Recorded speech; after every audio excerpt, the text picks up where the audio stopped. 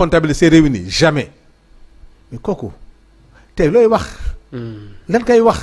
est-ce que y a jamais eu de commission d'enquête parlementaire à l'Assemblée bu def ay rapport teg ko yi nga nuyu ay caaxaan la woon ils ont fait une commission d'enquête parlementaire pour xawma présumer corruption de juge fu mujjee donc quand j'ai écrit ils ont refusé donc da bàyyi Abdou caaxaan bi. d'accord ñëw ci beneen ponk honorable ñeel li nga xam ne moom moo xew vendredi bi passé jur polémique ku nekk itam a nga cay àddu gis nañu Waly Diouf Bodiang la mu ca daal di bind léegi oui Fadilou Keita Madiambal Diagne gisee ko neneen coowal Badara Gadiaga oui Amadou Ba na mu riposté ba xëyaat defaat live pour indi ay leeral yàgg nga alerté quand même. yàgg naa alerté. def naa démb rek j'ai fait un appel à la société civile. ñoom Alioune Tine parce que gis naa ñoom Alioune saa yu ñu jàppee xale yi ñu jóg di wax man am na fu ñu gisee tout dernièrement nee naa ko man damay séntu ci yow du ngay intervenir bu musiba amee. vous devez être dans la prévention. ñëpp xam nañ ne bu ñu moytuwul musiba dina am ci plateau yi. très bien. li am ajuma ñaaw na ba fu ñaaw yem ci àddina man kii di Ablaye Der. kii di Bouba Ndour je le tiens responsable de ce qui s'est passé. ci naka parce que ñoom xam nañ ne Badara Gadiaga loolu mission la bu mu am loolu da koy def xam nañ ko li ñaaw ci affaire bi. li ma mën a tudde complicité ñëpp suivre wax boobu amoon seen diggante ba Bouba Ndour moo daa fekkoon Amadou Ba di wax. Bouba Ndour demandé Amadou Ba nañu arrêté mu ñaan ko maa leen ñaan ngeen arrêté ñëpp xam ne Amadou Ba c'est un homme très correct. Amadou Ba c'est le correctement politique. ñu ñaan ko mu noppi arrêté waxatul seen naa sax Badara Gadiaga jël loxo ne Bouba Ndour may naa la ça veut dire que wax bi jeex na ba Der mi nga xam ne mooy responsable plateau bi dugal publicité après dugal leneen le débat était clos li jot a am ñëpp ñawlu ko. parce que wax yi fa jib ci dëkk mu mel ni Sénégal du wax yooyu moo war dem ci télévision parce que télévision du caaxaan. saaga kaddu yoo xam ne vraiment kenn waddu ko loolu rafetul mais li nga xam ne man laay jàppe ñoom Der complice bi ma demandé loolu. wax bi jeex na moom mu ngi ci finaliser plateau am bi Badara Gadiaga demandé parole dañ ko joxaat parole bi man bañu ma joxaat ko parole bi de. xëy na man li ma xalaatoon dafa jël parole pour ñaawlu li fi am wala pour désoler wu li fi am wala pour joxe beneen information mais ñu permettre Badara Gadiaga muy conclure débat bi. ci ay saaga ci kàddu yu ñàkk a teggin jëmale ko ci Ousmane Sonko ñoom kenn waxul kenn arrêté wu ko te bi mu paree kenn ñaawluwu ko. très bien. sinon accepter loolu mu wax clôturer débat bi je dis que c'est de la complicité. Der xam na li nga xam ne mooy charte du journalisme am na loo xam ne nit da nga am invité. ton invité c'est le vice-président de l'Assemblée nationale. ñooñu nga indi nga ne lu la neex nga tudde ko chroniqueur analyste lu la neex nga tudde ko ñooñu yaa leen woo sa plateau tous les vendredis pour ñu lay jàppale ak invité yi ngay indi gan nag boo ko amee. da nga koy protéger. da nga koy ganale. ñooñu mun nga conseiller sax foofu nañuy liggéeyee. parce que foofu nañuy liggéeyee kii ñëw nag sa gan la bu ñu ko fay jox kàddu yu ñaaw.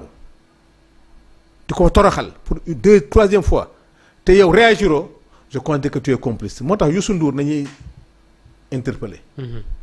ku wax Youssou Ndour wax référence liggéeykat la. kenn mësu ko dégg ci wax bu ñaaw kenn mësu ko dégg c'est un ambassadeur du Sénégal te ku wax ambassadeur wax référence wax modèle ñun ñëpp il nous a fait rêver kon lu takk ci Youssou Ndour rek warul ñaaw. kenn warul wax ne. ci télévision Youssou Ndour nañuy saaga Ousmane Sonko di fa saaga Diomaye di fa saaga diw.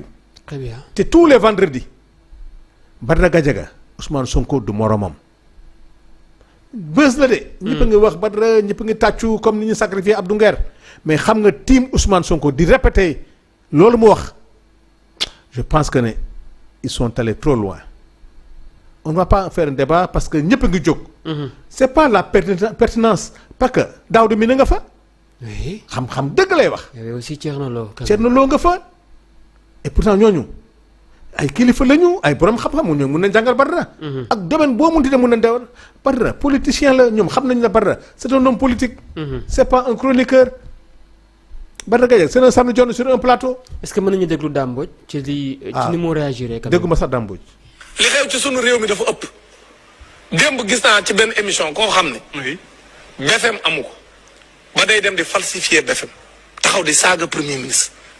di wax ju tegginuwul yoo xam ne moom ci boppam buñ ko waxoon waajuram du ko neex buñ ko waxoon moom du ko neex mu taxaw te mu jàpp d'abord ci loo xam ni mais à chaque fois acharnement boobu di am mu koy def te dara fekk ko ci bu doon ci jamonoy Macky Sall la demal la heure bi du ko fekk ci biti.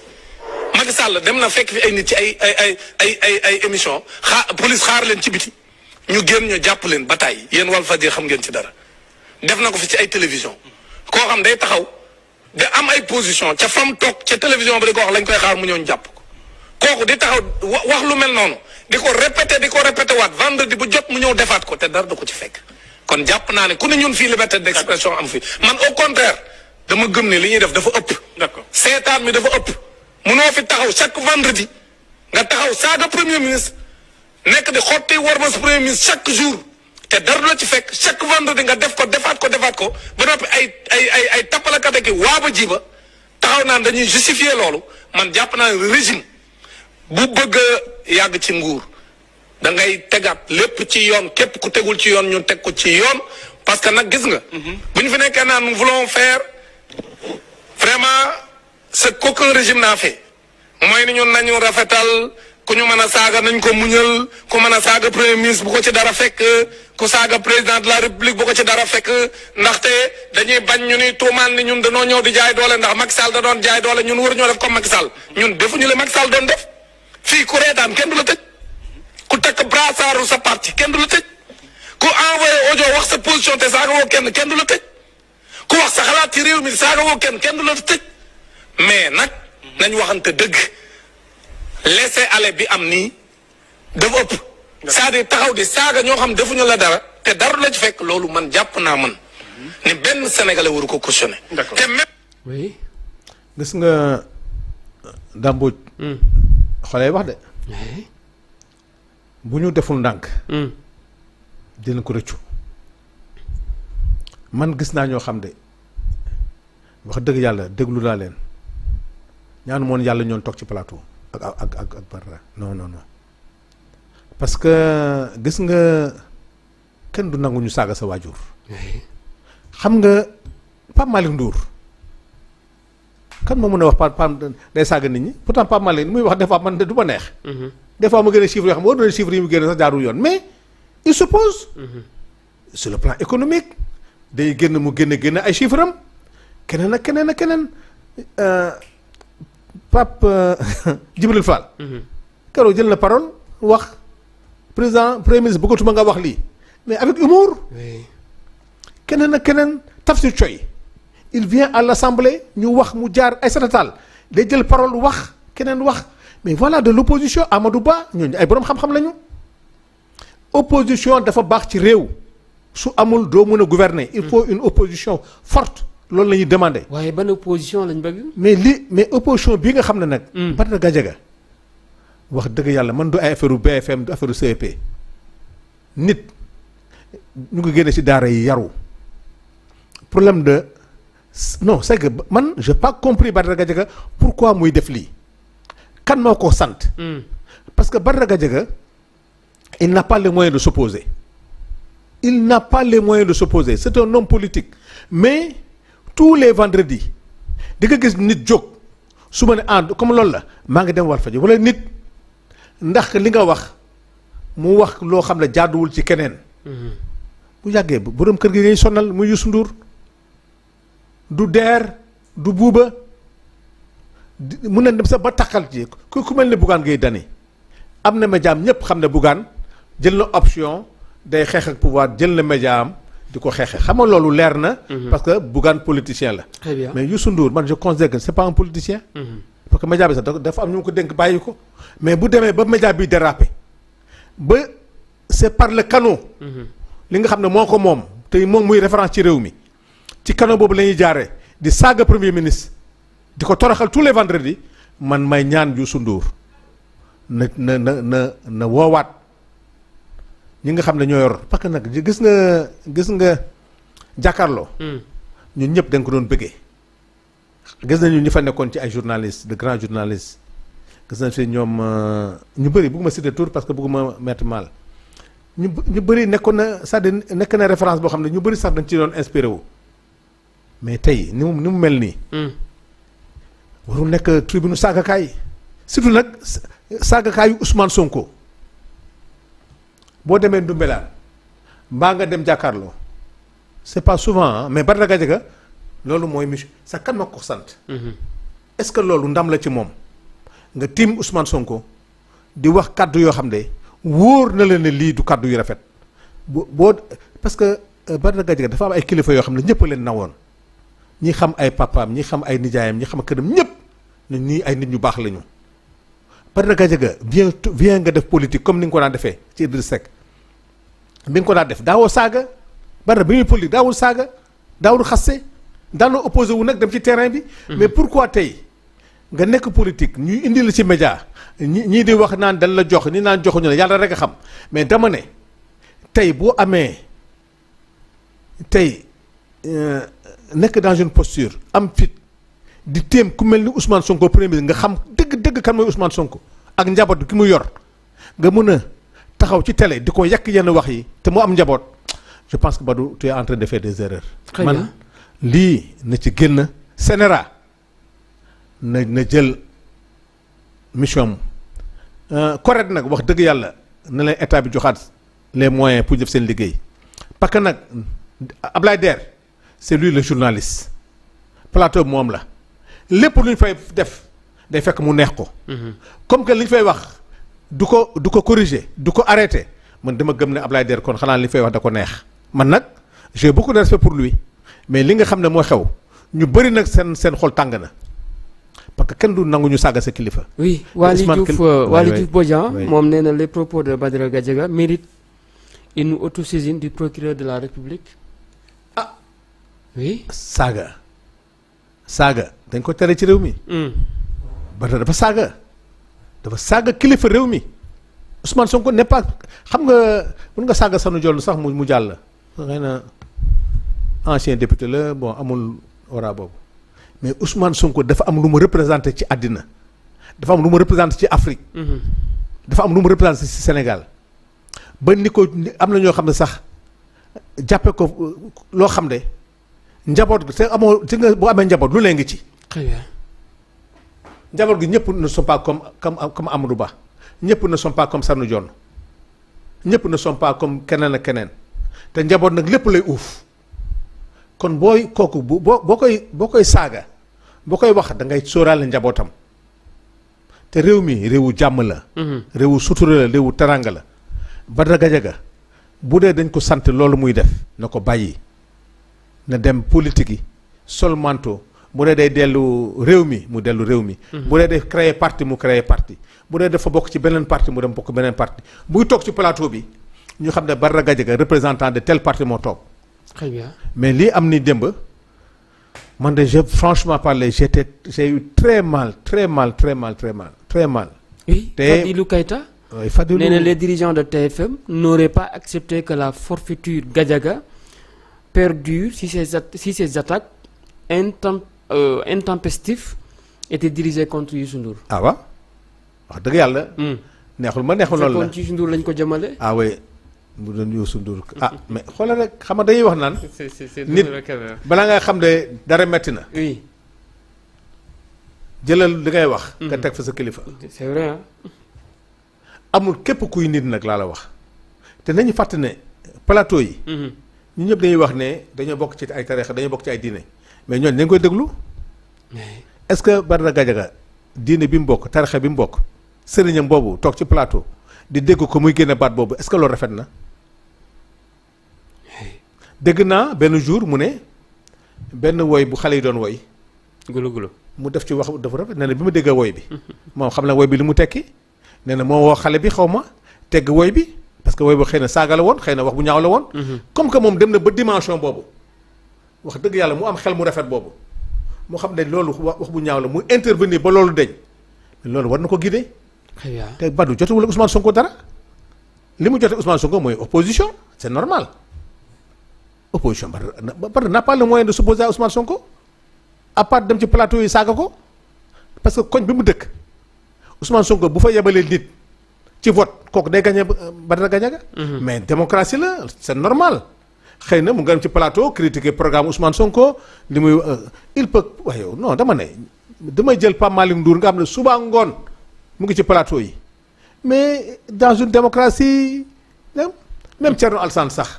oui dama bëgg sax Mignone may ma poste bi nga xam ne def na ko léegi di wax ci mbiru Badara Gadiaga moom it bind na poste quand même. kan si oui Thierno Alassane Sall.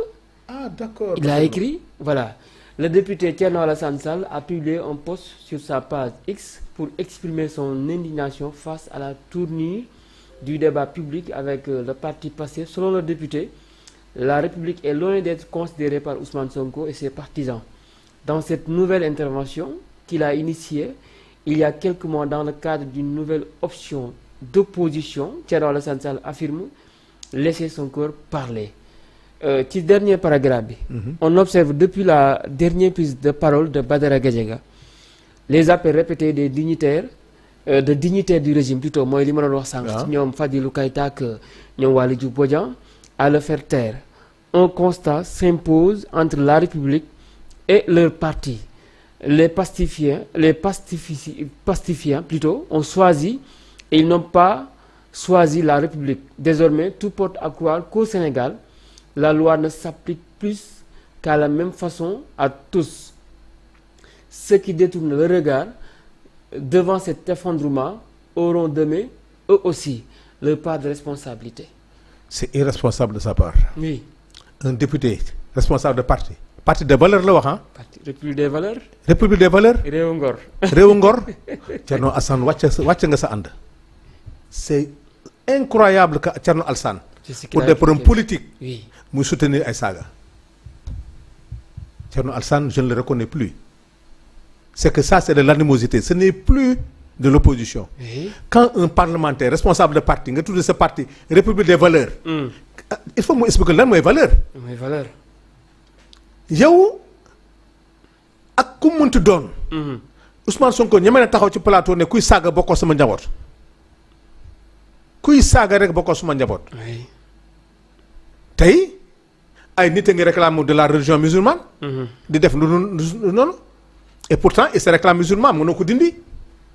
Albourakh c'est pas à toi de dire. que sanu du jullit wala sanu jullit la. tey Ousmane Sonko njabootam wax na ko yow nga ne sa njaboot Thierno Alassane sa njaboot mën nga ci permettre kuy wax li Badara Gadiaga di wax parce que tu ne l'as pas condamné sinon tu l'as encouragé. Oui. Il sort complètement à côté. lii moo tax nit ñi duñ ko woteel. c'est que Thierno Alassane est dans une animosité politique. Oui. parce que lii moom du ko wax. si on disait à Thierno Alassane na ko répéter il va pas le répéter. Très bien. mais il est là mere na Ousmane Sonko te loolu c'est pas Ousmane Sonko c'est le peuple sénégalais c'est les gens de Thiès. waa koñam ñoo ko votelul. Thierno Alassane waa koñam la war a mere ñi mu dëkkal bu dee li muy woote mu ngi ci moom waa koñam ñoo ko war a gën di ko fal maire. fi mu dëkk munoo falu maire fi nga dëkk munoo am 1%. am plus fort reste nga taxaw tu gères un parti qui s'appelle République des valeurs nga taxaw Farba Ngom di la jiiñ ay affaire Jean-Michel di la jiiñ te nanga woo dem ci plateau régler loolu ngay dem fu ñu waxee lu ñaaw nga ñëw même bu dee ci Ousmane Sonko tey bu doon keneen a ko wax ci keneen nga dem mais tey tu sors comme ça je pense que il s'est fait très petit et je pense que lii du cëram il oublie que c'est un représentant du peuple. Et il se dit intellectuel ba pare nekk nitu diine. Très bien. Thierno au-delà de ça nitu diine la. te xam na di diine day tere saaga donc je pense que c'est ça ne me surprend pas de Thierno vraiment man de jour ça je découvre un Thierno qui a perdu ses repères. mu doy waar quand même. non di alors la ñuy jeexale mooy mouvement bi nga xam ne oui Sénégal bi ñu bokk bu Barthélémy Dias moom nag ma ngay décliner sa vision et promet une alternance politique en 2029. waaw Barth il a vu que politique boo waxul da ngay suulu. da ngay suulu. wax il a créé son parti donc c'est un parti qui doit se massifier. mais xëy na gis na champ bi c'est un champ boo xam ne dara amu fi opposition amul Sénégal médias yi fi ne gars yi di wax mu ne naa wax comme tout le monde su ma waxul dañ may fàtte. très bien donc je pense que bon il a fait son rôle de politicien na wax maintenant le problème c'est quoi le problème mooy des fois xam nga ni da nga koy nangul stratégie mais attention. oui. tu as créé un parti